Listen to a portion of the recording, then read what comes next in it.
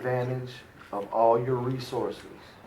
If it's there and you're a child, it's yours, meaning you have access to it by right because you're a child. You get what I'm saying? Yes, sir. So if you're ever in the position where you're sitting somewhere confused about something to do, or which way to go on something, whether it be homework or social issue or whatever, if you're not talking to your father, your mother, that grandparent, Mr. Smith, the professionals around you, you're doing yourself a disservice. And also remember this, integrity builds slowly. People won't notice. It's kind of like how you grow when your grandpa said, boy, you done shut up, you know what I'm saying? But you can destroy it quickly. So remember that you are who you rock with. If you hanging with the boy that always get in trouble in class, don't never have his pencil, then when he do have it, he always got to get up and sharpen it. If that's your company, you are who you rocking with. You're not putting yourself in the best position for success. And then, on top of that, if you're any type of peer, you will use your behavior to modify his. Y'all get what I'm saying? Yes, sir. Just make that not cool in class. And make him sit there by himself looking crazy with that, and then he'll come around. You know what I'm saying? If you don't feed it. So, all of those things tie back into fatherhood, like Mr. Smith was saying. Your kids are going to do what they see you do, not what you tell them to do. I don't care what nobody else tell you, that's the truth. They're going to do what they see you do. Because they're going to think if you're doing it, well, they can do it. So try to stay upright. And don't set yourself up for failure. You'll never be perfect. But you can always strive to be better and improve. If you see yourself hitting a dead end, modify your behavior the way you don't have to hit that. Don't just keep going to the same problem over and over without learning from it. I just wanted to put that on y'all head. You are who you rock with. That's a tremendous thing I'm learning. I've been knew it, but I'm learning it even deeper as I sit here today at 44 years old. The company you keep affects your psyche, how you view things. It's a whole bunch of things that you have to pay attention and watch what you let into your consciousness. Period.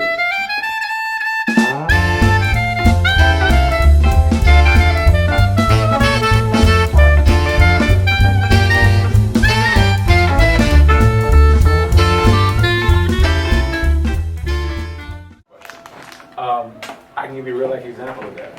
I mentioned that I live right around the corner, and there's a park next to where me and my younger brothers grew up at that had been there for 50 years. And as you know, after Hurricane Katrina, most things, parks, playgrounds were all destroyed. Well, although that park was destroyed, they left that same playground equipment there since the storm. Same playground equipment that sat in that molded, mildew-infested water for months and months at a time. So that happened. So what we did was we went to Baton Rouge, which is where the capital is.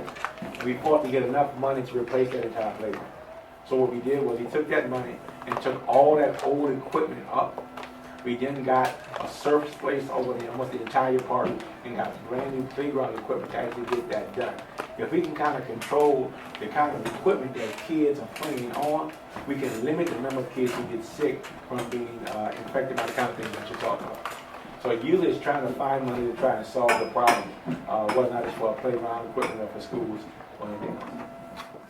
What you asking, Mr. Smith? I asked Mr. Bobby Barnes to let all of us know, adults and peers, about a particular student that he's been going to school with, and he kind of knows him, and he's going to let all of us know what's particularly, he has a special gift and talent.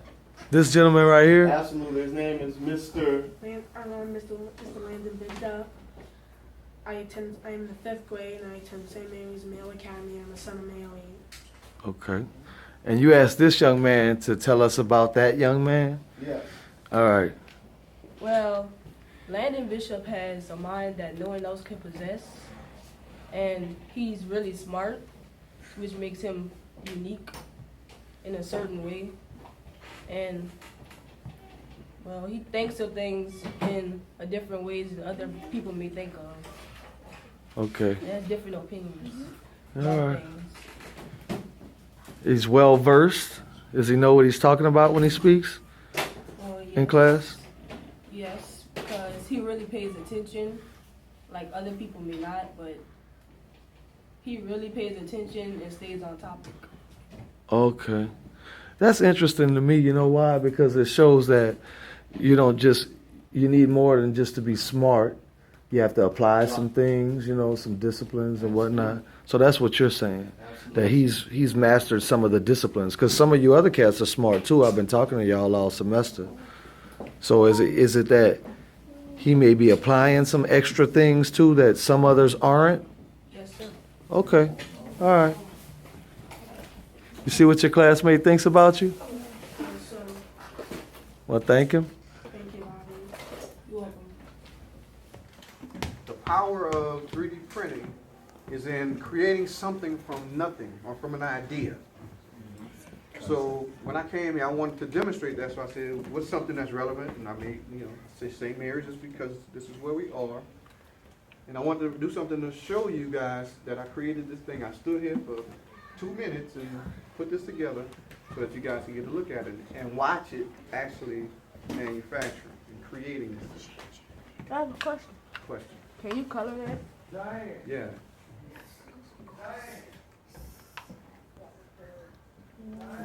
So I just wanted to demonstrate that. Mr. Chad, what are we gonna, we can go outside and do our, do the balloons?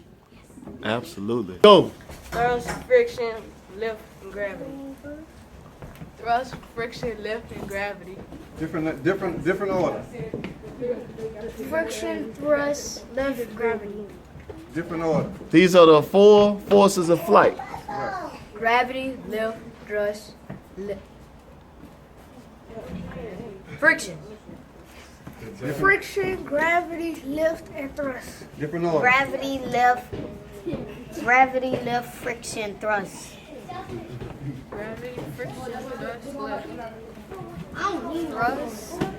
Thrust, lift. I want to say thrust, lift, friction, gravity. Good job. Thrust, friction, gravity, and lift. Thrust, friction, gravity, lift. Thrust, friction, gravity, lift. Second grade. Lift, friction, gravity, and thrust. Friction, lift, thrust, and gravity. Good job. Friction, Friction, thrust, thrust, lift, lift, and gravity. gravity. Good job, Good man. job, man. Okay. Thrust, lift, gravity, and friction. Yes, good job. Thrust, gravity, friction, and lift. What's your name? Brandon Thompson. What grade? 6th grade. What school? St. Mary's Middle Academy. What And are you're you? a very intelligent young man. And what are you? I'm a son of Mary. What are the 4 forces of flight? Thrust, friction, lift, and gravity. Very good. Is we're going to be making a rocket that travels in a horizontal direction. Okay. And we're going to do 2 things. We're going to record the distance that it travels, and we're going to record the circumference of the balloon at its widest point. Who knows what circumference of a balloon is? Circumference. What is that? And Well, the circumference of something is like the line, like how they have the line around it. Say how long it is around a circular object. So if you have a balloon like this one, when we blow it up to a certain size, there's a point on this balloon that's bigger than everything else, right? We're going to measure around that value. Look at that value for me. They have some tape measures. Take one of those tape measures out, not the on a certain size.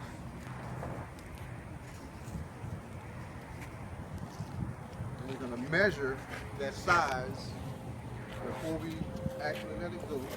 And then we're going to let it go and see how far it travels. I see you, Willie. Then we're gonna come up with a correlation between how wide it is, or how what the circumference is, And how far it and travels. how far it travels. Okay. That should be fine. But in science, we always have to capture data about what we're doing. So we always have to observe. We have to come up with an idea, hypothesis, observe that thing happening, and then write something about what we think happened, and justify it, explain it. Mr. Mitchell, I hate to cut you off, but can we let Bobby Barnes explain what he had to do over the Christmas break? Well, I had to create a hypothesis, which is what you think, prediction, what you think is going to happen before you start the experiment. And then I actually started the project, which was kind of easy and kind of hard. But when I came to my conclusion, I had to see if it agreed with my hypothesis. And how did you document it? What type of report? Yes. A lab report. A lab report. Okay. And what was that lab report on? Yes. DNA. And what did you have to do? What to do? Yeah. It was due when we first No, came. what did you have to do? Well, I had to take my DNA with we had to use a sports drink, a light colored sports drink, and we actually we switched it around for 2 minutes, and we put it in a cup. So then we needed pineapple juice, dishwashing liquid, and the stick. A skewer. Skewer. And after we put those materials inside of the cup that we were testing tube, we had to spin it around good, and you could see your DNA. It was white. Then we had to write about it with charts and graphs, what type of. So how important is writing and explaining science? Writing is important because other scientists might use your work, so you have to translate your work. That's correct. So if I'm the most brilliant cat in the world, if I can't convey my ideas to somebody, I'm useless. I gotta hire somebody to do it for me. So there is as a scientist, as an engineer, there is an incredible amount of necessity that I learned how to convey my information, how to communicate with people about what I do, how I do it, why we did it, what made us think about it, and come up with reasoning behind everything we do. One of the main things I did on the space program was, if there was some sort of a problem, I had to explain why that problem existed. And then I had to tell them, this is the reason why I think that problem is not a problem we need to be worried about. Or I had to say, look, this is going to cause potentially a fatal error on our part. We cannot use this material. We need to take this off of this thing, off of this vehicle. Because if we don't, we may cause that vehicle to be damaged. And we have 7 people who are going to be riding on that shuttle. And you got to be able to stand up and say, we can't do this because it's going to cause some sort of a problem with the vehicle. And it helps us to continue to do the work we do in space. So.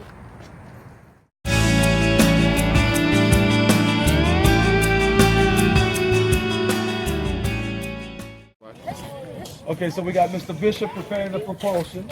He's already stretched the balloon for maximum efficiency. Yes. And we're going for, we heard they went for 31-inch circumference, we're going for 35. Okay. Mr. Bishop, why, if you increase the circumference, let's make a prediction. You increase the circumference of your balloon, how far do you think, what do you think is going to happen? What's going to happen?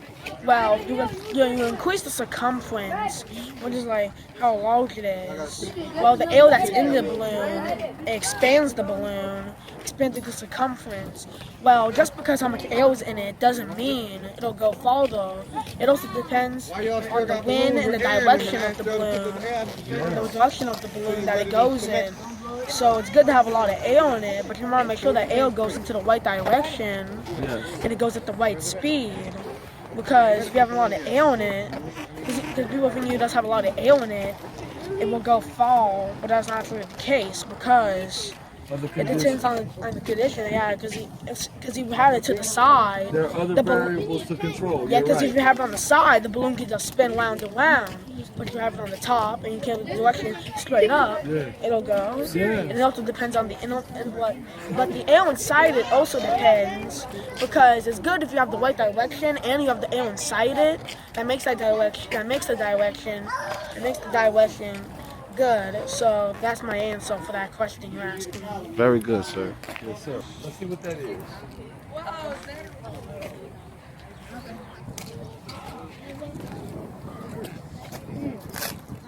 That's 31. Can we? 2, 1. Whoa!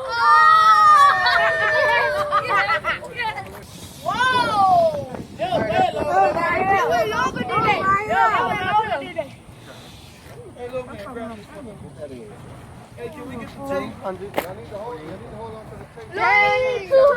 What?